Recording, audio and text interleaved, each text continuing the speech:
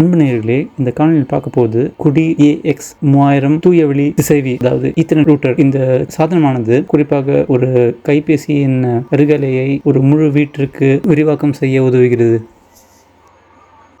இப்பொழுது அட்டை சிப்பத்தை பார்த்து கொண்டிருக்கிறீர்கள்.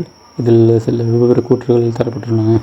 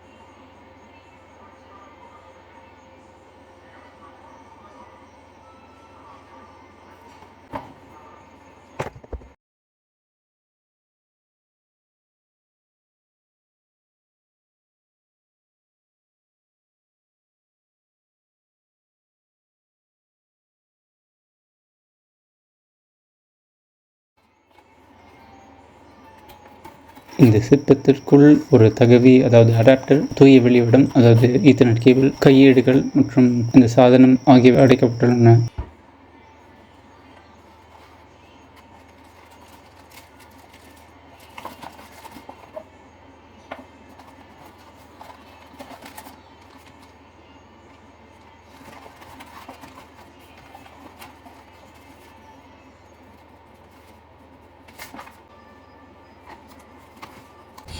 இப்பொழுது இந்த நிறுவனத்தின் தயாரிப்பு விளம்பர பிரசுரத்தை பார்த்து கொண்டிருக்கிறோம்.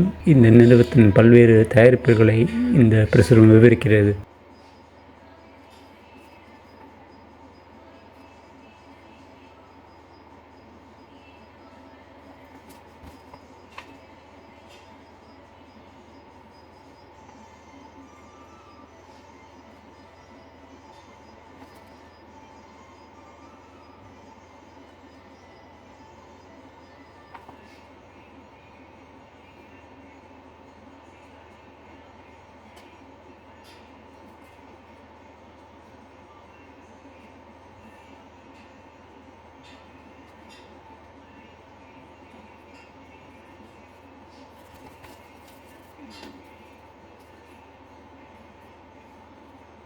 இப்பொழுது குடி AX 3000 தயாரிப்பின் நிறுவல் கையேட்டினை பார்த்து கொண்டிருக்கிறோம்.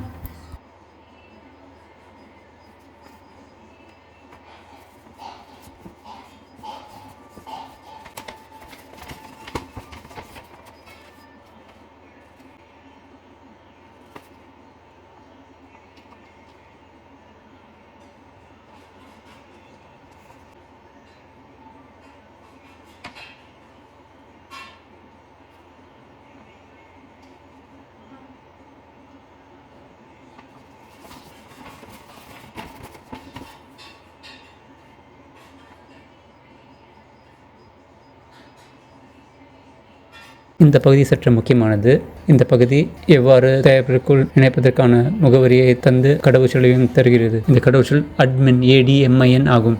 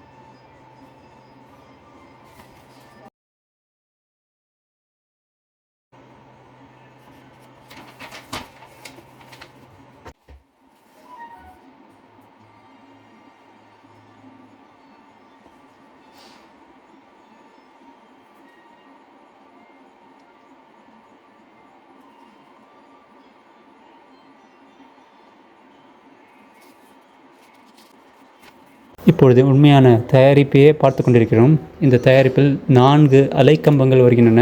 சாதன அடிப்பகுதியில் நீங்கள் பார்ப்பது போல் சிட்டையில் சாதனத்திற்குள் இணைக்கும் இணையதளம் மற்றும் அட்மின் ADMIN என்கிற கடவுச்சொல்லும் தரப்பட்டுள்ளது.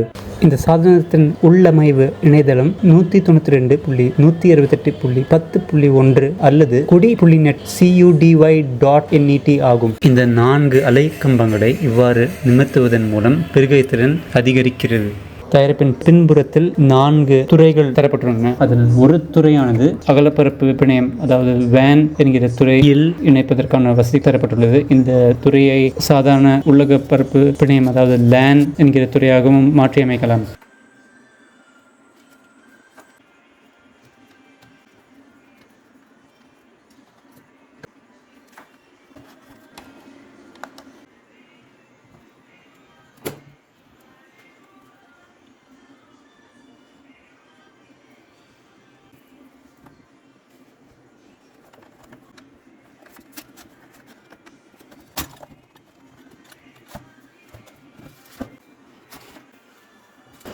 முன்பு சொன்னது போல் சாதன இணைப்பு முகவரி 192.168.10.1 அல்லது குடி.net மற்றும் கடவுச்சொல் 46891020 ஆகும். கடவுச்சொல்லை உள்ளமைவு திரையில் பிறகு மாற்றலாம்.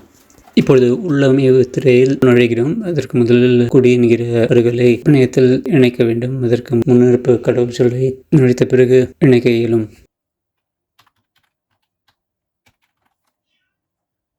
அட்மின் ADMIN என்கிற கடவுச்சொல்லை நுழைக்கிறோம். இனி குவிக் செட்டப் என்கிற பொத்தானை அழுத்தியவுடன் WISP, அதாவது wireless ISP internet service provider என்கிற விருப்பத்தை தேர்வு செய்ய வேண்டும். இப்பொழுது சாதனமானது கிடைக்கக்கூடிய அனைத்து அருகலை, அதாவது வைஃபை பிணையங்களை வருடிவிட்டு ஒரு பட்டியலை தரும். நீங்கள் விருப்பப்பட்ட அருகலையை பிறகு தேர்வு செய்யலாம். தேர்வு செய்யப்பட்ட அருகலை பிணையத்தின் சரியான கடவுச்சொல்லை நுழைத்து நீங்கள் இணைய இயலும்.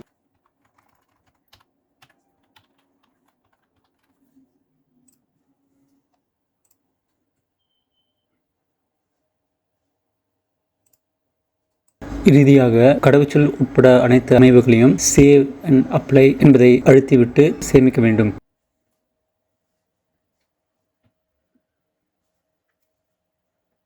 பிறகு சாதனமானது மறு தொடக்கம் செய்யும். இதற்கு சிறிது நேரம் ஆகும், பொறுக்க வேண்டும்.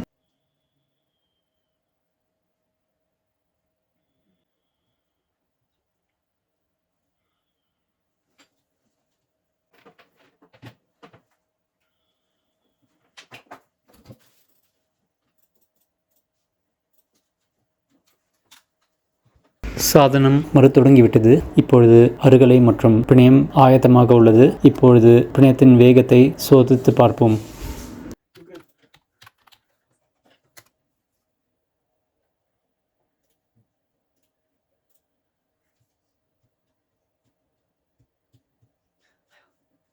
இந்த சாதனத்தில் ஒரு மீளமைவு பொத்தான் தரப்பட்டுள்ளது. உங்களுக்கு அனைத்து அமைவுகளையும் மீளமைவு செய்ய வேண்டுமென்றால் இந்த மீளமைவு, அதாவது ரீசெட் பொத்தானை தொடர்ச்சியாக ஒரு 2 அல்லது 3 நொடிகளுக்கு அழுத்தி கொண்டால் அனைத்து அமைவுகளும் அழிக்கப்பட்டு முன்னிருப்பு நிலையில் சாதனமானது வந்துவிடும்.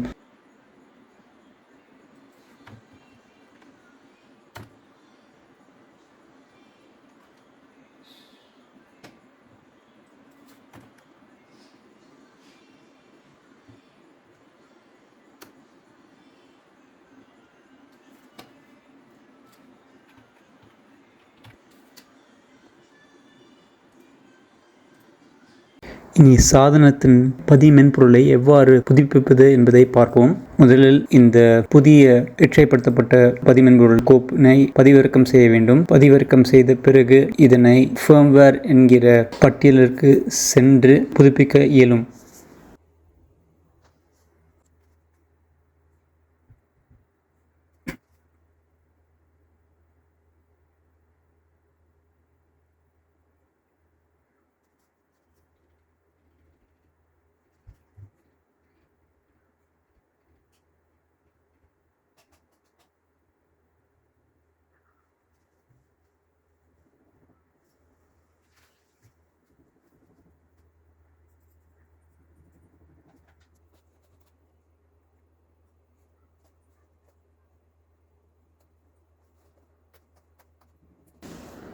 இங்கு கவனிக்க வேண்டியது ஒன்று உள்ளது.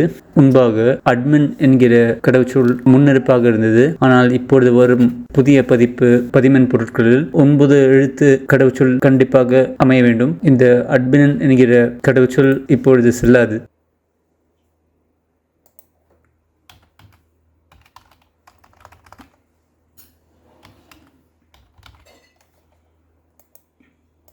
இனி இந்த சாதனத்தில் உள்ள பிற பாங்குகளை சோதித்து பார்ப்போம். இங்கு கவனிக்க வேண்டிய ஒரு விடயம் என்னவென்றால், புதிய பதிமென்பொருட்களில் தானாகவே புதுப்பிக்கும் அம்சம் கொண்டு வரப்பட்டுள்ளது. இதை தான் பார்த்து கொண்டிருக்கிறீர்கள். முதலில் சோதனை செய்யும் அம்சமானது இந்த கம்பியில்லா திசைவி, அதாவது வயர்லெஸ் ரூட்டர். இதை இப்பொழுது பார்த்து கொண்டிருக்கிறீர்கள்.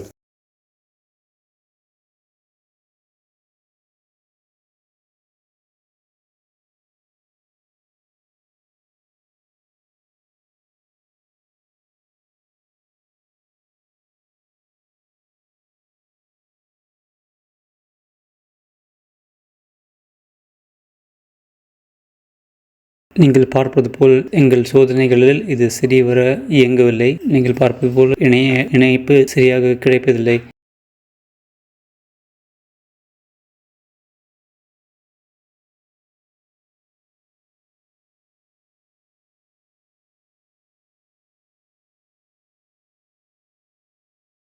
அடுத்து அணுகல் புள்ளி, அதாவது ஆக்சஸ் பாயிண்ட் அம்சத்தை சோதித்து பார்ப்போம்.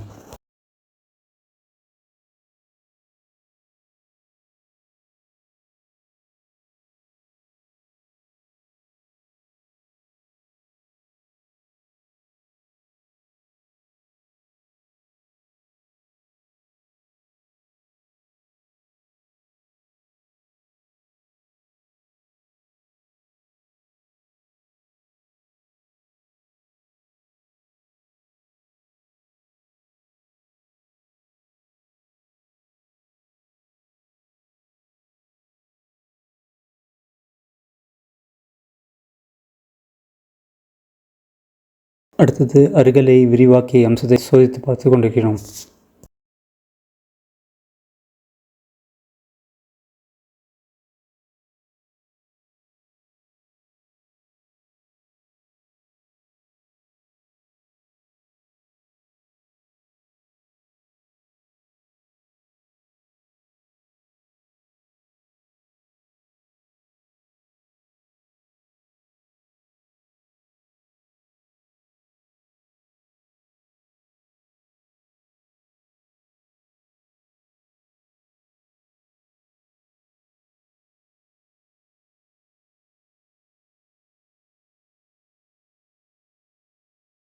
அடுத்தது வாடிக்கையாளர் பாங்கு கிளையண்ட் மோட் அம்சத்தை சோதித்து பார்ப்போம்.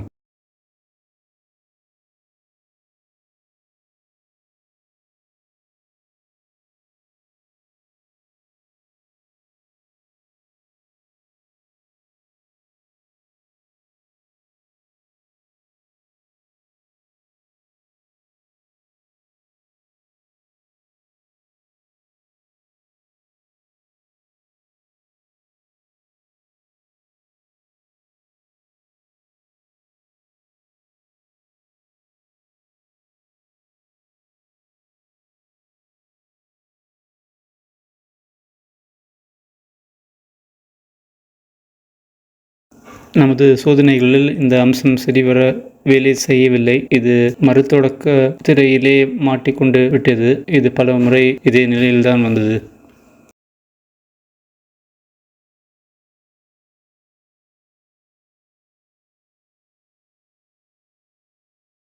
சோதனைகளில் இந்த பாங்கு முற்றிலும் வேலை செய்யவில்லை. இந்த பாங்கல் வைத்ததும் சேவ் என்கிற பொத்தானை தேர்ந்தெடுத்ததும் சாதனமானது முற்றிலும் தொங்கு நிலைக்கு போய் சென்று விட்டது. சாதனத்தை மீளமைவு செய்ய வேண்டியுள்ளது. அடுத்து பார்ப்பது கம்பிலா இணைய சேவை வழங்குனர், அதாவது வயர்லெஸ் ISP WISP. இந்த பாங்கு தான் இயல்பாக பயன்படுத்தப்படுகிறது. இந்த பாங்கை வைத்துதான் பெரும்பாலான நேரத்தில் இல்லம் முழுவதும் அருகலை, அதாவது வைஃபை ஆனது பரப்பப்படுகிறது.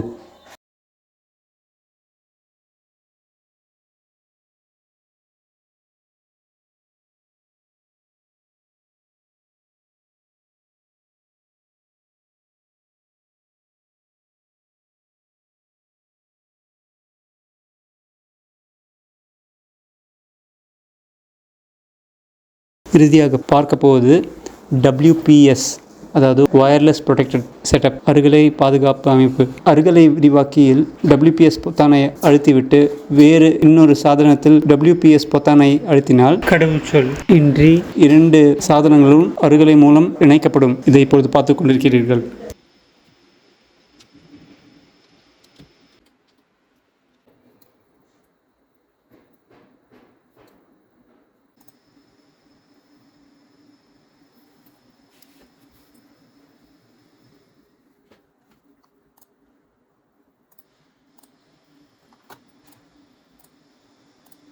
இதனை இன்னும் ஒரு முறை விளக்கம் செய்கிறோம். முதலில் விரிவாக்கியில் உள்ள WPS பொத்தான் அழுத்தப்படுகிறது. பிறகு அருகலை விரலியில் உள்ள பொத்தான் அழுத்தப்படுகிறது. நீங்கள் பார்க்கலாம், கடவுச்சொல் இன்றி இணைப்பு ஏற்படுகிறது.